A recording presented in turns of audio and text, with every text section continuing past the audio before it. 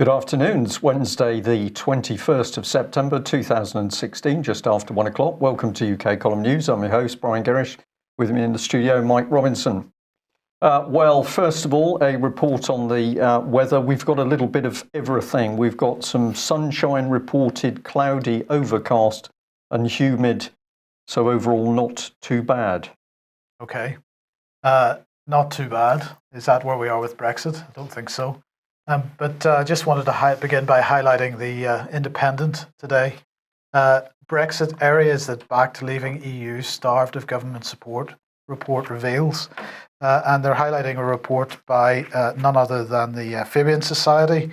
And they're saying that basically, well, I'll just read the first couple of paragraphs. Parts of the UK that backed Brexit most strongly are also those that have been most starved of government funding, a report has revealed. The research seen by the Independent suggests low spending in less prosperous areas drove political disaffection and amenability to Brexit. So it's just continuing propaganda that the people that voted for Brexit are the people that were less well off, potentially less educated, and therefore that's the reason for it. We see the continuing scrabbling around for some reason because certain sections of the British establishment still can't get to grips with the result, it seems. Yes, perhaps we could also put alongside that, Mike, of course, that the EU grant money, which did pour into the country at one stage, was used to buy the allegiance of the local authorities in particular. So we had cities and county councils grovelling in order to get onto the EU gravy train, even to the point that they set up their own European-based offices, as did Plymouth. And then, of course, the whole of the political parties on that gravy train were certainly going to vote to stay in the EU because they wanted the money. So it's that quote about the person controlling the purse strings controls the agenda. Yes. Well, a little bit of light relief before we get into heavier subjects. This is the Mail. Revealed BBC journalists are paid 40% more than their rivals at commercial broadcasters. And I'm saying, well, that's because they tell us 40% more lies. And so they deserve to get 40% more salary. That seems reasonable, doesn't it?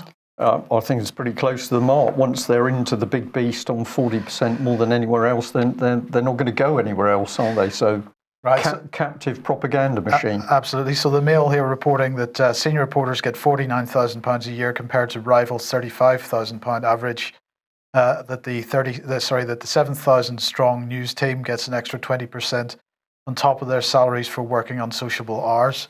And of course, this is not related to the recent charter renewal agreement where BBC salaries over £150,000 have to be made public and transparent, therefore. But nonetheless, information about BBC salaries seems to be getting out into the public domain anyway. And there's been some changes at the top as a result of Theresa May. So Fiona Fairhead, I think, is being replaced. Is this the part of a restructuring the propaganda machine that we're seeing the restructuring in other areas? Yes. Right. Well, one subject that I haven't seen reported on the BBC that may have done, but it hasn't certainly been front page news, is JASTA. So what is JASTA? Well, if you're in the United States, you probably know what it is. It is the Justice Against Sponsors of Terrorism Act. And it was passed by the House of Representatives on the 9th of September. And any NEO here saying that really this has started a massive diplomatic row between the United States and Saudi Arabia because, of course, the main people that are pushing for this are the relatives of the dead from 9/11 who are blaming Saudi Arabia, certainly because so many Saudi Arabians were directly involved in the events of that day. And they're wanting to sue Saudi Arabia for that. So that's been passed by the House of Representatives. Unfortunately, Barack Obama doesn't really want to sign this bill off, this act off. And so there's not only a diplomatic row with Saudi Arabia over this, but a sort of political row within the United States political establishment because the Senate saying that they have enough votes to force it through if Obama attempts to veto it, which he is doing. So we keep an eye on that one. It's interesting because, of course, Saudi Arabia, the recipient of so many weapons from both the United States and the United Kingdom, many of which are being deployed in Yemen at the moment. So any sort of political backlash against Saudi Arabia at this point in time should be welcomed. Right. Well, if the truth's not coming out, we've got to do something ourselves. And I'd just like to give an early heads up to the British Constitution Group Winchester meeting. That will be on November the 19th. Tickets, £10. The process for getting tickets is being set up at the moment, but we wanted to alert people to this event. What are we talking about? We're talking about restoring the rule of law. It's quite evident today as we look at what is going on around us. Perhaps today's news is going to be particularly pertinent in this area. We're watching a massive breakdown of law and order in UK, criminals running the country, and it's up to us, the wider public, to reassert the proper rule of law if we're going to stop what's happening. And we'll also just put up a quick advert for the fact that UK Column will be moving north of the border. So Wednesday the 28th, a talk in the Riverside Dunblane, where Mike and I will be joining David Scott from Northern Exposure to talk about some of the current issues. So if you're tempted to travel north of the border, then please do. Of course, if you're already up there in Scotland, we'd be delighted to see you. We should probably mention at this point that there'll be no sort of normal news on Wednesday and Thursday next week because we'll be travelling to that and back again. But we will have other plans. We'll do something slightly different during the news slot, yeah, we'll look forward to that. I think it's going to be an extremely interesting, as we've said for some weeks now. Very, very interesting information is coming out in Scotland, and one of the things that it shows is that people in the public professions, within the police, within the NHS, within the care system, have clearly had enough of the rot, and they are prepared to speak. Some of them are prepared to speak on camera. Others are prepared to share information. But it is very, very encouraging that in these increasingly dark times, we've got professional people who now say, enough's enough. We're going to start saying what is really going on. Will Theresa May do the same, Mike? Well, global migration, we were talking about this yesterday, and you suggested that people were being driven like cattle across the plains in the United States. And the evidence for that assessment continues to flow in. So we now know more about what she was saying in the United Nations yesterday. This, of course, as many of the mainstream media have been pointing out, was her first foreign policy speech since she became Prime Minister. And she was talking about the unprecedented numbers of economic migrants, that they're exploiting the same unmanaged channels as people fleeing conflict and persecution. And she said that she was going to spend millions of pounds on aid to tackle migration. We can define what the word tackle means perhaps in a minute.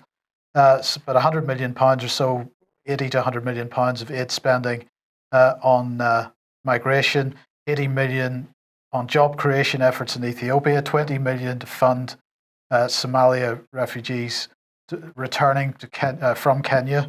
And she said that Britain is already using the aid money to provide jobs in various countries, including Jordan, Lebanon, and Turkey, for Syrian refugees. So this all sounds very good. She said that the approach would be extended to Ethiopia, and she is attempting to stabilize Somalia. And we're going to send hundreds of military personnel to Somalia in order to fight Al-Qaeda affiliated groups there.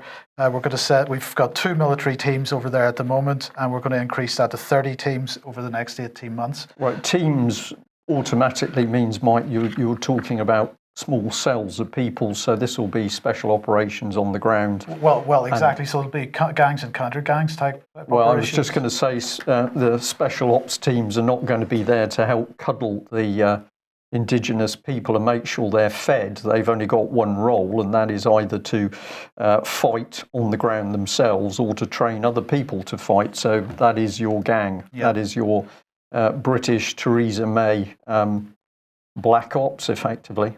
But hundreds of millions of pounds going in to tackle migration. on the same day that George Soros announces $500 million to tackle migration. So what's he saying? Our collective failure to develop and implement effective policies to handle the increased flow has contributed greatly to human misery and political instability. So they've created the problem.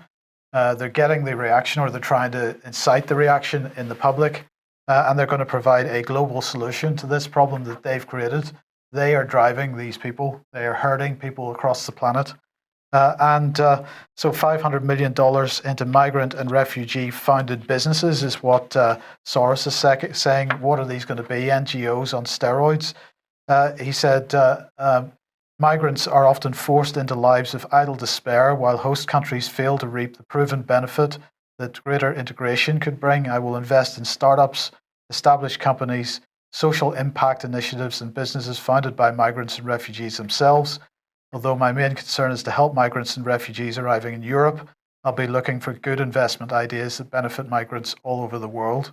And so that's what he's up to. It's perhaps unsurprising that in his sort of outlet, Open Democracy, they're pushing exactly this, but they're pushing the idea that we should be responsibility sharing over migration.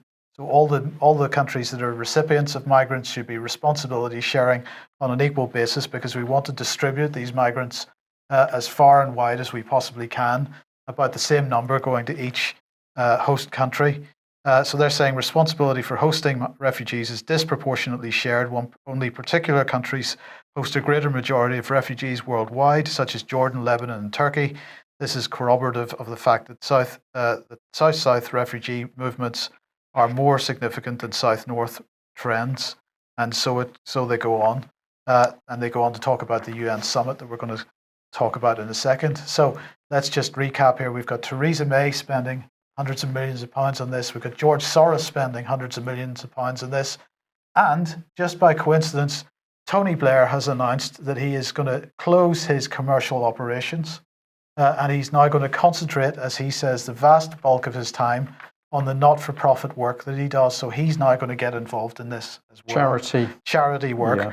This is exactly NGO charity work. This is what's driving the real evil around the world at the moment. And so they are deploying every possible weapon that they've got. And I think it's significant that Soros has sort of put his head so far above the parapet.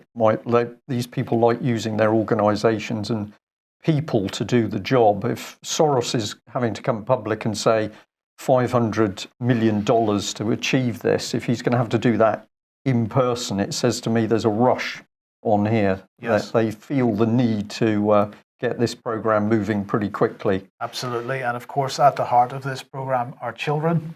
And we pointed this out yesterday, UNICEF pushing out this image on a tweet: refugee children, refugee scored out, migrant children, migrant scored out. And they're trying to say with a hashtag that children should come first.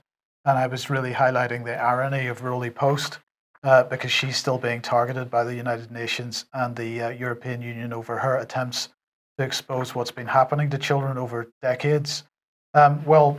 She passed this through to us via Vanessa Beeley today. The European Commission has announced a partnership, shall we say, with UNICEF. And they're saying that they're helping to address learning and protection needs of children affected by the Syria crisis. As a new school year gets underway, they say that in the Middle East, a major injection of funds from the European Union is boosting efforts to provide learning opportunities and protection to hundreds of thousands of children and youth who have fled the Syria conflict. So this is great. Lots and lots of money going in to protect children. But we should not forget that only a few months ago, I think in April this year, this report from Gatestone Institute that the European Union and Turkey have treated Syrian refugees so terribly that they found themselves in such a really horrendous situation that they just have become prey for sex traffickers. And this report saying that the Turkey, which the European Union considers to be a safe country, that Syrian refugees there have been bullied, coerced, fooled into selling their children for, life-saving amounts of money, but Yeah. relatively small amounts of money. Sorry, Theo, just stick that one back up again for a second. And they're saying that $700 to $1,700, parents are being persuaded that their children are going to better lives. But in fact, if we quote from the report, it says girls between the age of 12 and 16, they're referred to as pistachios. Those between 17 and 20 are called cherries. 20 to 22 are called apples, and anyone older than that is called a watermelon. And this has become the fastest growing, according to the report, fastest growing criminal market in Europe, with refugee smuggling, the major source of income. And so what's the EU doing, according to that, in that partnership with UNICEF? They're putting money into keeping refugees in camps, which of course makes them places them in a position of being easy targets for these traffickers. Yeah. So we force the migration problem with that. We get families broken up. The men in particular, often the first to leave in order to try and get work elsewhere. And that leaves mother and the children vulnerable to what's then going to come. So Theresa May, we're going to focus on Theresa May because this new Prime Minister is clearly not interested in the subject of child abuse. She failed to set up any inquiry, massive cover-up over Westminster abuse of children. But the theme that we're seeing here is whether it's in UK or elsewhere in the European Union or the migrant crisis, we are seeing a vicious attack on children. Why is this? Well, the key answer is, of course, that children represent our future. And if this political agenda controls the children, they control the future. So on the subject of children, we pointed out a little while ago that an advertising van had appeared fairly close to the UK column. And here it is. It's saying that basically they're interested in changing children's lives. And it's saying that you can adopt a child and it all changes the child's life and the world. Well, we were fascinated by the van, but we were more fascinated when more vans arrived. This is just over the last couple of days. So these are two massive hoardings that were at a roundabout in Plymouth. And its families wanted to adopt children. And you're needed to volunteer, help us fundraise children. So they're using the World War I propaganda image of the guy with the moustache. Yeah, but it's all about charities, Mike, and we did a little bit of research on this organisation, and more or less they're saying, well, you can trust us because we're Christian, we're Catholic church-based. Well, we're now a separate charity, but it would appear that children are in unlimited supply and they're desperate to get people in. Well, let's have a look at a close-up. Here's the close-up. We actually called families for children in order to say, is this a very nice poster? Personally, I think it's extremely unpleasant. We asked whether the two young children in the picture had been taken away from their parents, with the parents willingly giving them up, or they'd been taken under duress. They didn't really want to answer that question. What they said is, well, these two children are part of an advertising agency. So I don't know whether these two youngsters were ever asked whether they wanted to appear in this campaign. But the organisation had to admit that some of its children are taken away from parents who don't want to give those children up. They promised to call me back, but of course didn't call me back. Well, bear all that in mind as we chop to the BBC. Sorry about this, Mike, but it just happened to be one which was easy to go for. So we've got judge voices fears over crisis in childcare cases. Now, this is Sir James Mumby, the head of the Family Law Division, and he says the number of cases in which children are separated by the application of a counsel has seen a relentless rise. So isn't it fascinating that just as this starts to hit the wider media, we're seeing a massive rise in adverts where we've got children, I can't say children for sale, but we've got children available. Let's take a look at what Judge Mumby said in detail, because this is extremely interesting. He says, "I do not believe that child abuse neglect is rising by 14%, let alone 20% a year." So these statistics are being pushed around. Of course, they're coming from local authorities. They're coming from Bernardo's and NSPCC, for example. But here right. Well, I was just going to say, to give a little bit of context to that, the statistic was that the number of children being taken into care was rising by 20% a year. And so he was asking, or he was suggesting, what would the reason for that be? And he was saying here that he can't believe that child abuse neglect is rising by that. So there must be some other reason for it. Indeed. Well, we'll just put up part of this. This is exactly what you're getting at, Mike.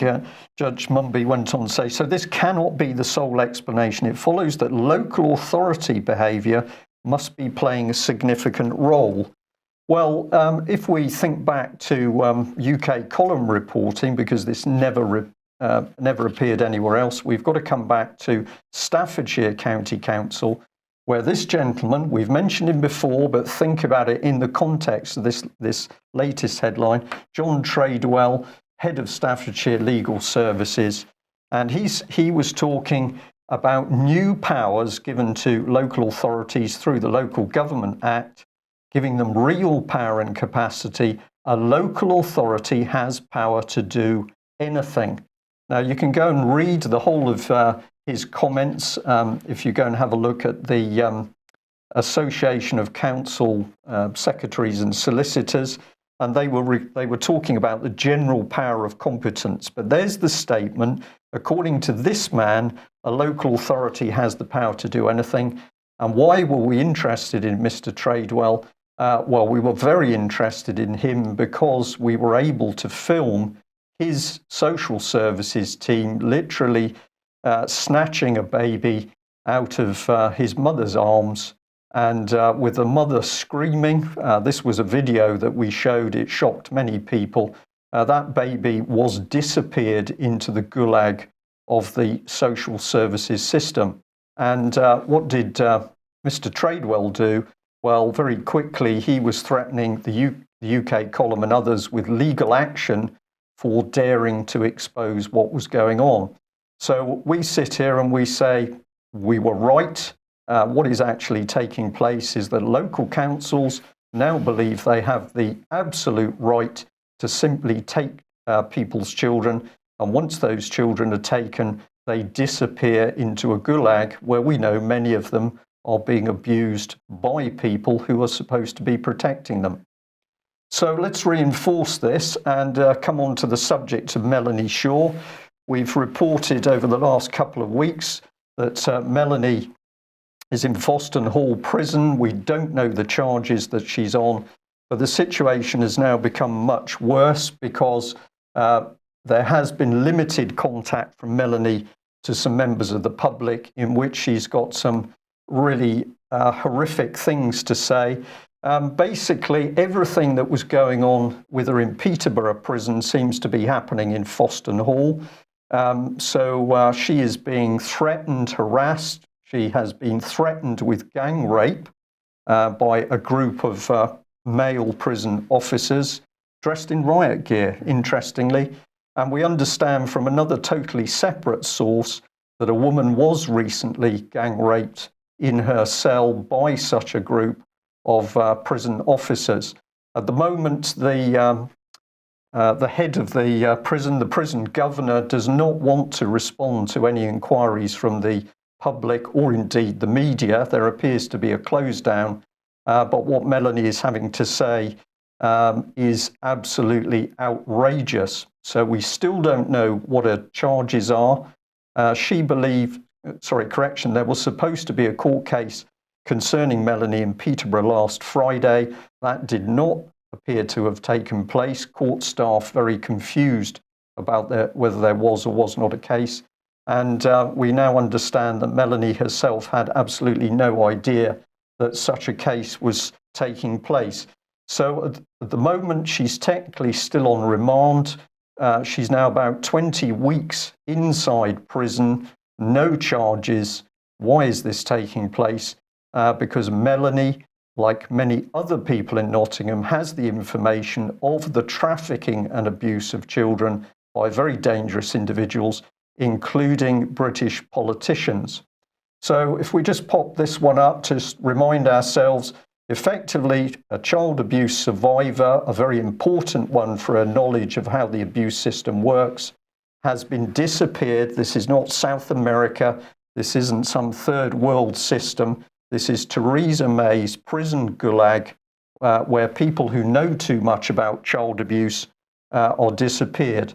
We can tell our audience today that Melanie has sent over 100 letters, of which we believe 4 to 5, maybe not even that many, have actually reached the people she's written to.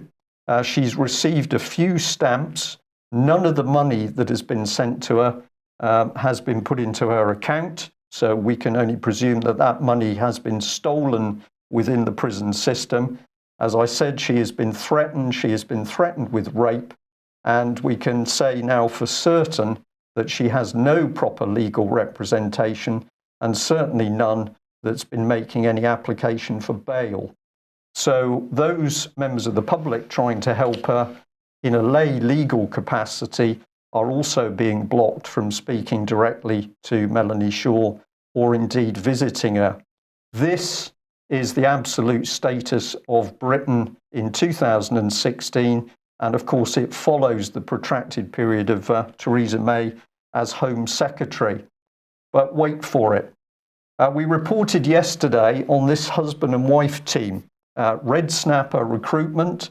They were in the press because they were supplying people who were effectively building up cases in order to take British soldiers to court for alleged crimes in Iraq.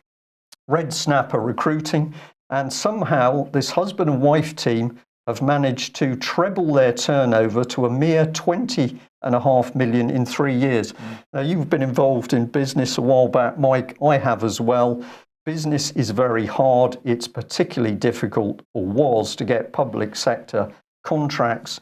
And yet this husband and wife team are hoovering up contracts from the Ministry of Defence and also the Ministry of Justice.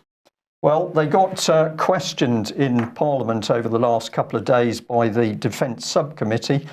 This is local Plymouth MP Johnny Mercer. He was a bit of a hesitant chair, but we're going to encourage people to go and look at this video interview. This is Mr. Jared from Red Snapper. Appeared to be particularly nervous when he was asked what services his company was actually supplying.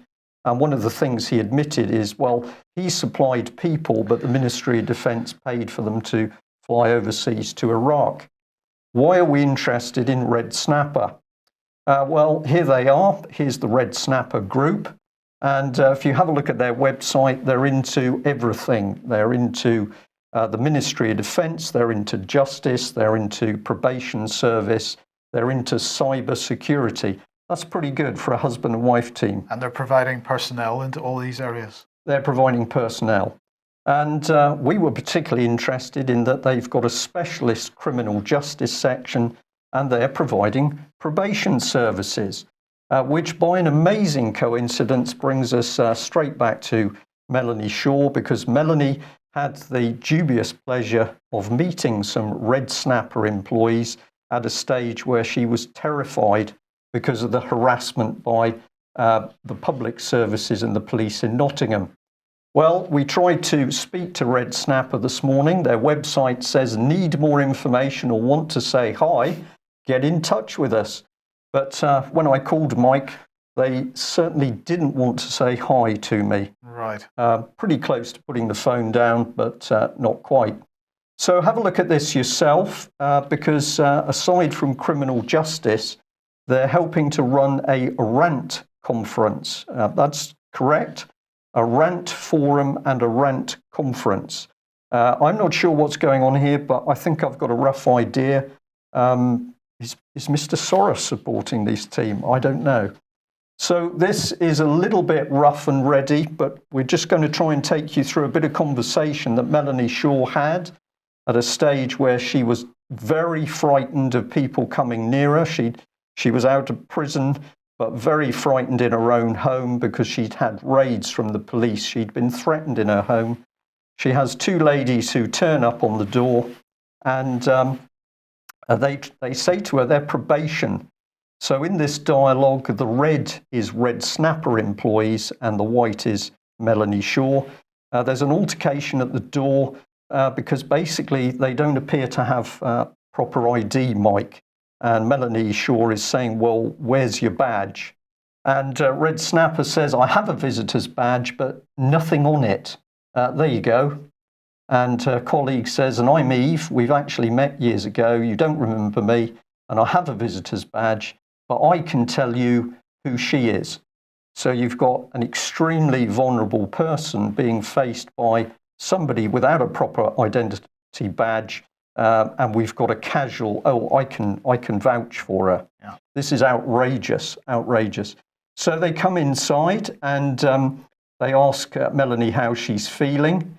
Melanie says, I've got a patch of pneumonia on my right lung. In fact, that was a gross understatement because she was extremely ill at this stage. And I living in a house with no proper facilities because that had all been cut off. And she still had a very severe leg ulcer. So what do these ladies say? Well, thank you. Yeah, we've got a seat. And Melanie goes to sit down. And basically, the Red Snapper lady says, I'm a probation officer. So Melanie says, are you a real one with a contract? Yeah, I'm a real one with a contract and a badge. Melanie, you get mileage? She says, yes, that's right. And I'm not on a 0-hour contract. But you're trying to get a job with probation. So one of the employees says that a colleague has got a job with probation, and she confirms that. And Melanie then says, well, who employs you then? I'm employed by an agency. What are they called? Well, it's Red Snapper. So Red Snapper employees, no proper ID, frightening a woman who was already terrified. And on it goes. I thought this was remarkable from Melanie. She says, Red Snapper, that's professional. It sounds like a kebab house. I'm going to say for people who don't know Melanie, this woman has been through absolute hell. But this is a reflection on the, the character of this lady. Let's just follow it through quickly. They say they're here because of the court. The court has put you under an order. And here's the confusion because Melanie's saying, but you're employed by Red Snapper. So there's a conversation about what Red Snapper is. She says, I'm employed by probation. Melanie is saying, but you're employed by Red Snapper. So think about this with the fact that, we have a very vulnerable person here. So Red Snapper is saying, I am employed by probation. They are the people. And Melanie's saying, well, when are you going to get a job with them? Because she's saying, I haven't got a job. So note the nervous chuckle. This is a transcript from a recording of this conversation. Melanie again, so you're employed by Red Snapper. And the woman says, I'm a probation officer. Melanie, but employed by Red Snapper. Yeah.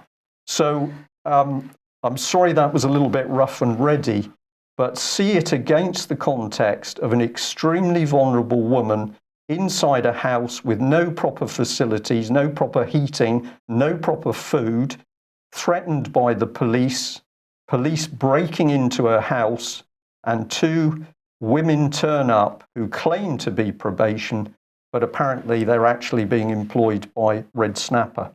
And what do we know? Well, we know now that Red Snapper is hoovering up millions of pounds of contracts around the court and probation. Who are these people, Mike? I think there's a bit of common purpose networks at work there. I think there is. So we'll ask our audience today, if you can help us with research about this company. We're particularly interested in the individuals running it. There seems to be very little information available. How do you come out of nowhere to get massive government MOD and Ministry of Justice contracts? And why would you want to be lining up cases against the very British military personnel who've put their lives on the line in these created wars overseas. There's something deeply unpleasant here, Mike. Yes. Well, good news, because the Bank of England has announced its next Future Forum event, which is going to take place on the 14th of October. And this is the second one they've held. And these, of course, are absolute propaganda events, attempts to make the banking system and the central banking system and the Bank of England in particular, to make them appear to be, palatable to the general public.